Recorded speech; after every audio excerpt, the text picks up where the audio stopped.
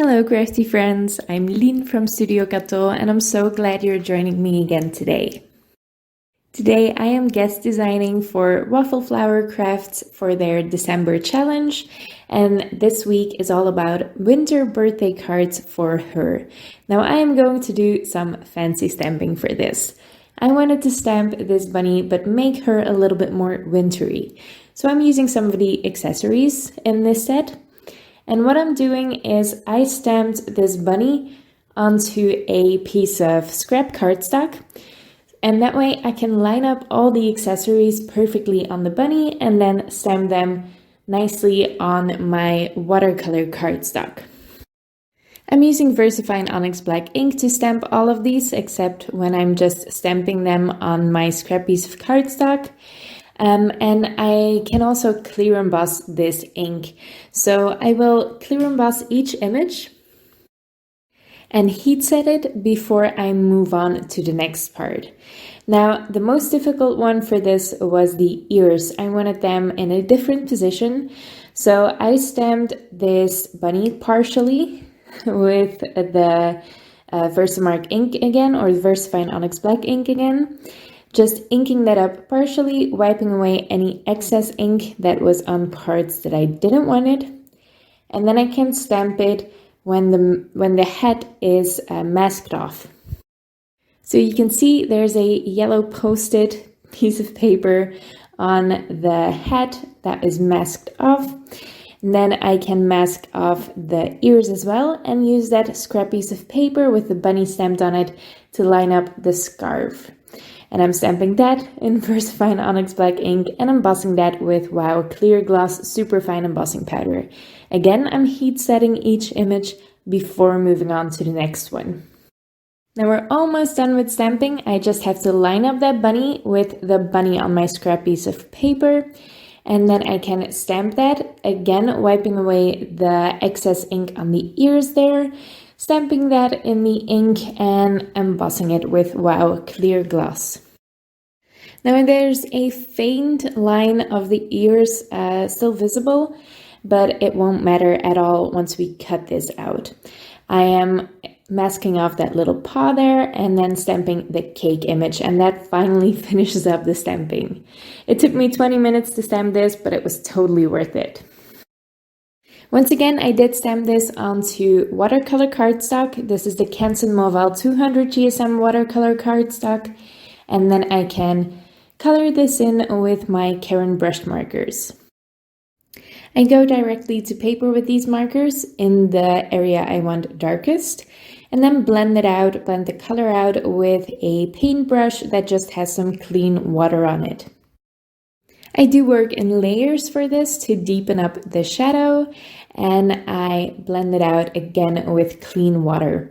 Now, in the end, I will show you a really neat little trick, or at the end of the coloring at least, to even out all your coloring.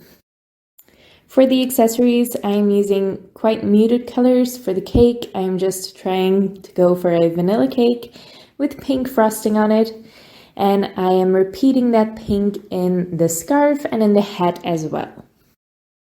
This was really easy and quick to color, and I think I really like how it turned out. I also used some deep blue for some of the accessories, and then I will finish it up with coloring the tail in with some gray markers. Now to even out the coloring on the bunny a little bit, I scribble off some of that marker onto a laminated sheet of white cardstock, water it down quite a bit so you can see it's quite pale there. I tested it out on the side there, and then I can go over the entire bunny with a nice even layer of this watered down paint. This is just a glaze of watercolor, and that really evens out your coloring. It's a really neat little trick if you've worked in a lot of layers, or if your coloring is a little bit splotchy in some areas. This will help with that. For my background or my backdrop, I cut down a piece of Clairefontaine DCP 250 GSM cardstock with the nesting postage dies, also by Waffle Flower. And I am blending on some Pinkfresh Studio ink Just a nice even layer, but I'm not worrying about it too much because I will do some stenciling on this as well. So it doesn't have to be perfect by any means. I used the Aquamarine ink by Pinkfresh Studio, and I'm using that same ink to stencil on this Snowflakes background stencil, also by Waffle Flower.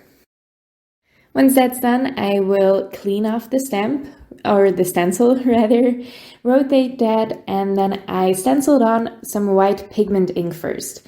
Now, I thought this would be great, but it wasn't intense enough, or it wasn't as good as I wanted it to be. So I lined up the stencil again, and right over that white pigment ink, but you don't need to use the white pigment ink first, that was a mistake, I am rubbing on some Gina K Glitz glitter gel.